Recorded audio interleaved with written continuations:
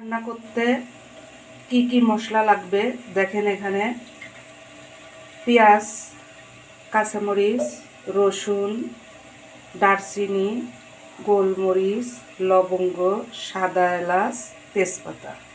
এখানে আছে লবণ পরিমাণ মতো, মরিচ গুঁড়া, গরম মশলা গুঁড়া, হলুদের গুঁড়া, ধনার গুঁড়া, জিরার গুঁড়া। পরিমাণ মতো তেল দিয়ে দেব। তেল গরম হয়ে গেছে, পেঁয়াজ রসুন দিয়ে দেব।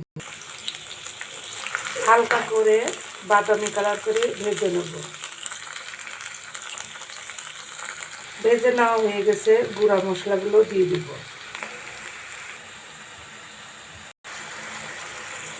মশলাটা ভালোভাবে কষাই দিব। সামান্য পরিমাণ পানি দিয়ে দিচ্ছি। মশলা কষানো হয়ে গেছে, কাঁঠালগুলো দিয়ে দিব।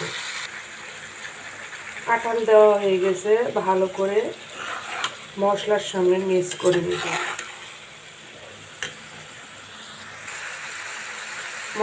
মশলার সঙ্গে মিক্স করা হয়ে গেছে, ভালোভাবে কষাই দেব। কাঁঠাল কষানো হয়ে গেছে, পরিমাণ মতো পানি দিয়ে দিব।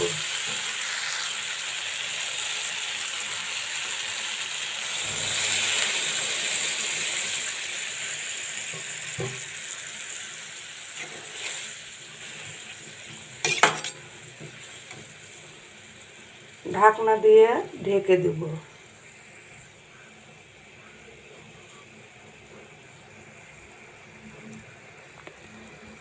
20 মিনিট পর ফিরে আসব। 20 মিনিট পর ফিরে আসলাম। দেখেন কাঁঠাল রান্না একদম হয়ে গেছে। এভাবে কাঁঠাল রান্না করে খেয়ে দেখবেন, আশা করি আপনাদের ভালো লাগবে। আপনারা সবাই ভালো থাকুন, সুস্থ থাকুন। এরপরে দেখা হবে নতুন কোনো রেসিপি নিয়ে। আজকে এখানেই শেষ করলাম। আল্লাহ হাফেজ।